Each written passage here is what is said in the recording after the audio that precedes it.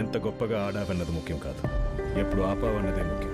గెలిచోడితే ఆ ఓటమే గుర్తుంటుంది, ఓడి గెలిస్తే ఆ గెలుపు చరిత్రలో నిలుస్తుంది. నమస్కారం అండి, welcome to Yog stock. Lucky Bhaskar cinema చూశారు కదా మీరు. దాంట్లో మన దుల్కర్ సల్మాన్ డైలాగ్ ఏంటంటే, తెలివైన ఆటగాడు ఎప్పుడు ఎగ్జిట్ అవ్వాలో తెలిసినోడే తెలివైన ఆటగాడు అనమాట. ఆట ఆడడం తప్పు కాదు, ఏదో మన ఏవో ఉంటాయి కదా దానికి సంబంధించినటువంటి గేమ్స్, ఏ గేమ్ ఆడినా సరే కరెక్ట్గా ఎప్పుడు ఎగ్జిట్ అవ్వాలి అనేది తెలిసినోడు కరెక్ట్ ఆటగాడు అంటాడు అనమాట. సో అలాగా ఇప్పుడు అమెరికాలో ఉన్న సిచ్యువేషన్ ఏంటంటే, ప్రస్తుతానికి సెటిల్ అవ్వాలో తెలియదు, ఇండియా వెళ్ళిపోవాలో తెలియదు, ఫ్యూచర్ ఎలా ఉంటుందో తెలియదు, ఉద్యోగాలు వస్తాయో తెలియదు, వెళ్తామో వెళ్ళమో తెలియదు, ఇక్కడ సెటిల్ అయిపోతామో తెలియదు, గ్రీన్ కార్డ్స్ వస్తాయో లేదో తెలియదు. Already artificial intelligence take over చేసుకుంటుంది, ఒక పక్క జాబులు పోతున్నాయి. సో ఒక పక్క మనము సెటిల్ అవ్వటం అనుమానాస్పదంగా ఉంది, పిల్లలు పెద్దోళ్ళు అవుతున్నారు, వీళ్ళకి గ్రీన్ కార్డులు వస్తాయో రావో తెలియదు. మళ్ళీ వాళ్ళు F1 స్టూడెంట్, ఇప్పుడు 21 years వస్తే ఏంటి వాళ్ళ పరిస్థితి? F1కి వెళ్ళాలి. మళ్ళీ F1కి వెళ్ళిన తర్వాత మళ్ళీ అక్కడి నుంచి ఇప్పుడు ఈ H1 మీద ఉన్నోడు పడ్డ బాధలన్నీ వాడబడాలి. మళ్ళీ వాడక్కడ ఇంకొక లోకల్ మనోడికి కాంపిటీషన్ అవుతాడు, ఏది పాస్పోర్ట్ ఉన్నోడికి. సో ఇన్ని బాధల మధ్య నిజంగా అసలు ఏం డెసిషన్ తీసుకోవాలనేది ఎవరికి అర్థం కాక గిల్ల కొట్టుకుంటున్నారు.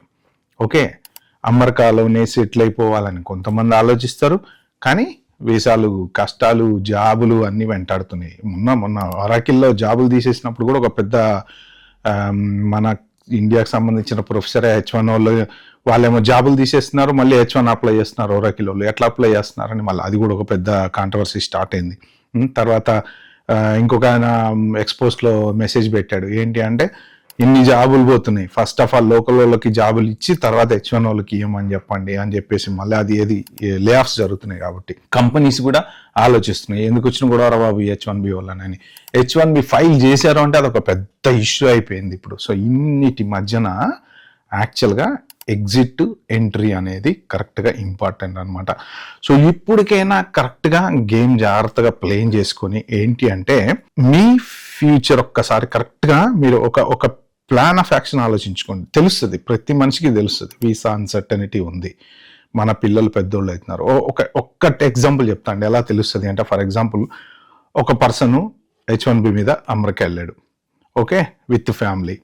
ఆయనకి చిన్న పిల్లలు ఇద్దరు, 2 ఏళ్ల పిల్లోడో 4 ఏళ్ల పిల్లోడో అనుకోండి ఫర్ ఎగ్జాంపుల్, అమ్మాయి అబ్బాయి వాట్ ఎవర్ ఇట్ ఈస్.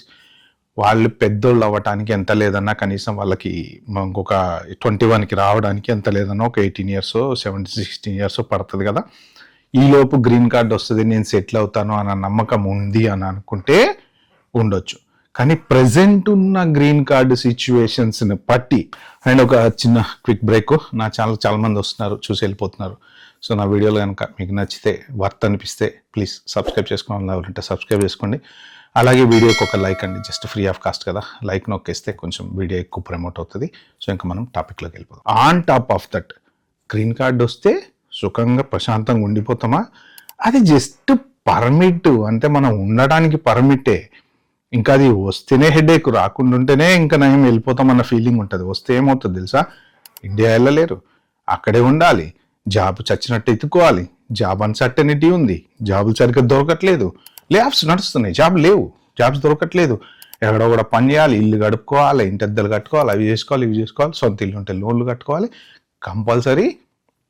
కాకపోతే ఏంటంటే పిల్లలకి ఎడ్యుకేషన్ పరంగా సెటిల్మెంట్ పర్ఫెక్ట్గా ఉంటుంది అన్న ఒక హోప్ తప్ప మిగిలినవన్నీ హెడ్ఏక్సే. ప్రశాంతంగా మంచిగా తడిగుడ్డు వేసుకొని నిద్రపోయే వాళ్ళు చాలా తక్కువ మంది ఉన్నారండి. ఎప్పుడు వెళ్ళిపోయి సెటిల్ అయిపోయి పాస్పోర్ట్లు వచ్చి మంచి లైఫ్ సెక్యూర్ చేసుకొని మంచిగా డబ్బులు సంపాదించి మోర్గేజ్లు అన్నీ క్లియర్ చేసేసుకొని ఇండియాలో ఒక ఇల్లు కొనుక్కొని ఇలాగా ఉన్న బ్యాచ్ ఎవరెవరైతే ఉన్నారో డబ్బులు బాగా సంపాదించుకొని ఇంకా మాకు టెన్షన్ లేదు, మేము టెన్షన్ ఫ్రీ ఉన్నాము, పిల్లలు సెటిల్ అయిపోయారు, పిల్లలు కూడా మంచిగా యూనివర్సిటీలు అయిపోయి వాళ్ళు సరిపోతున్నాయి, ఇవాళ కాదు రేపైనా మన ఇల్లులు వాళ్ళకి ఇస్తాము అనుకున్నటువంటి బ్యాచ్ ఎవరైతే ఉన్నారో ఒక 5% ఉంటారు, మ్యాక్స్ ఉంటే ఒక 5% ఉంటారేమో నాకు తెలిసి. అంతకన్నా అది కూడా ఎప్పుడో 15, 20, 30 years బ్యాక్ వెళ్ళిన వాళ్ళు అప్పుడు జాబులు మంచిగా ఉన్నాయి, ఎంబటే గ్రీన్ కార్డులు వచ్చినాయి. మా ఫ్రెండ్ సర్కిల్ కూడా చాలా మంది ఉన్నారు, అందరికీ గ్రీన్ కార్డులు వచ్చేసినాయి, ఈ పాస్పోర్ట్లు కూడా వచ్చిన వాళ్ళు చాలా మంది ఉన్నారు. వాళ్ళంతా సెటిల్ అయిపోయారు, మంచిగా సంపాదించేసుకున్నారు, కొద్ది గొప్ప రీజనబుల్లీ వెల్ ఆఫ్, అంటే ఉన్న దాంట్లో వెల్ ఆఫ్. సో వాళ్ళు ఫైన్. ఈ లాస్ట్ 10 to 15 years వెళ్ళిన వాళ్ళకే ట్రబుల్ అనేది ఉందన్నమాట. ఇప్పుడు వచ్చేటప్పుడు వీళ్ళందరూ ఏంటంటే గ్రీన్ కార్డుల కోసం వెయిటింగ్. పోనీ గ్రీన్ కార్డు వచ్చిన తర్వాత జాబ్ గ్యారంటీ ఉందంటే గ్యారంటీ లేదు.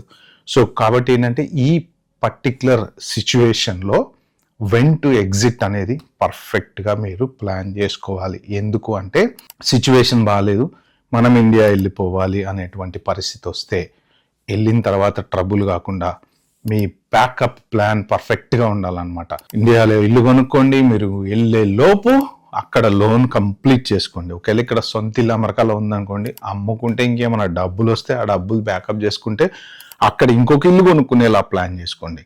కానీ ఎగ్జిట్ ప్లాన్ ఆల్వేస్ పర్ఫెక్ట్గా చూసుకోండి. వెళ్ళిన తర్వాత మళ్ళీ హెడేక్స్ పెట్టుకోకూడదు.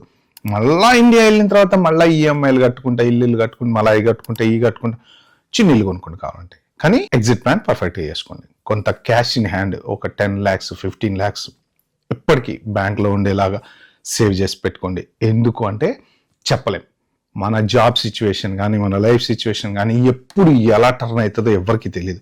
హెల్త్ పరంగా కానీ, ఉద్యోగాల పరంగా కానీ, పిల్లల స్కూల్స్ పరంగా కానీ, ఏ రకమైనా కానీ ఎప్పుడైనా ఏదైనా ఎనీవేర్ ఎనీథింగ్ కెన్ హ్యాపెన్.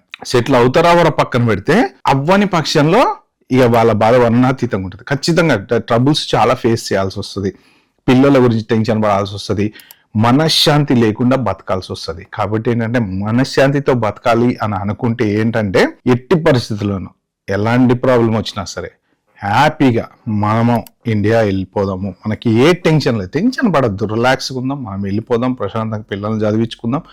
రేపు పొద్దున పెద్ద అయిన తర్వాత మనం ఎట్లా అమెరికా వెళ్ళామో వాళ్ళు అట్లానే వెళ్తారు అమెరికాకి. అమెరికా కాకపోతే ఆస్ట్రేలియా పోతారు, లేకపోతే ఇంకో చోటికి పోతారు, లేకపోతే అంతరిక్షానికి పోతారు. అప్పుడు పరిస్థితుల్లో మార్స్కి ఫ్లైట్లు వేసారనుకోండి, ఈ లోపు మార్స్కే పోతారు. చెప్పలేము మనం ఫ్యూచర్ రేపు ఎలా ఉంటుందో చెప్పలేము. ఇరాన్ యుద్ధం వస్తుందని ఎవడు ఊహించలే కదా, ఇప్పుడు వచ్చింది. అందులో అతలాకుతలం అవుతుంది వరల్డ్ అంతా.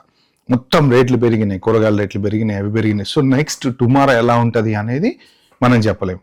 ఒక్క పర్సన్ మిస్టేక్ వల్ల మొత్తం ఇప్పుడు వరల్డ్ అంతా చూడండి ఎట్లా అయిపోయిందో.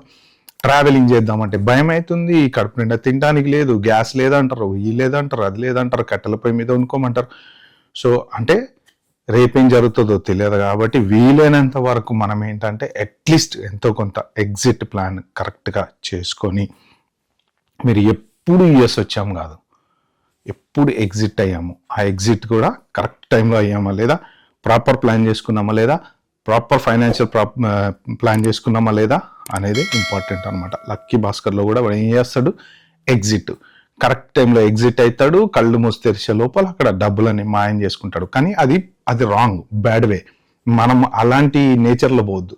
దాంట్లోంచి తీసుకోవాల్సింది ఒకటి ఎగ్జిట్ ప్లాన్ జాగ్రత్త చేసుకోవాలి, నీతిగా నిజాయితీగా చేసుకోవాలి. మనం ఆ సినిమా లాగా చూడాలి, కానీ సింపుల్గా అందులోంచి ఒక ఎగ్జాంపుల్ తీసుకోవాలి అంతే. ఆ ఎగ్జిట్ ప్లాన్ ఏంటంటే మీకంటూ ఇండియా వెళ్ళిన తర్వాత, అమ్మా నేను ఇన్ని రోజులు అమెరికాలో బతికొచ్చా, ఐఎమ్ వెరీ మచ్ రిలాక్స్డ్, ఇంకా నాకు టెన్షన్ లేదు అనుకునేలాగా ప్రాపర్ ప్లాన్ చేసుకోండి. అమెరికాలోనే ఉంటేనే లైఫ్ అనేం కాదు, కానీ ఉండి సెటిల్ అయిపోయి పర్లేదు అని అనుకుంటే వేరు, లేదు అంటే మాత్రం exit plan very very important అనమాట. ఓకే ఫ్రెండ్స్, ఇది వీడియోలో నేను చెప్దాం అనుకుంది. వీడియోగా మీకు నచ్చినట్టుంటే ప్లీజ్ అండి like share subscribe my channel. Thank you, bye, have a good day.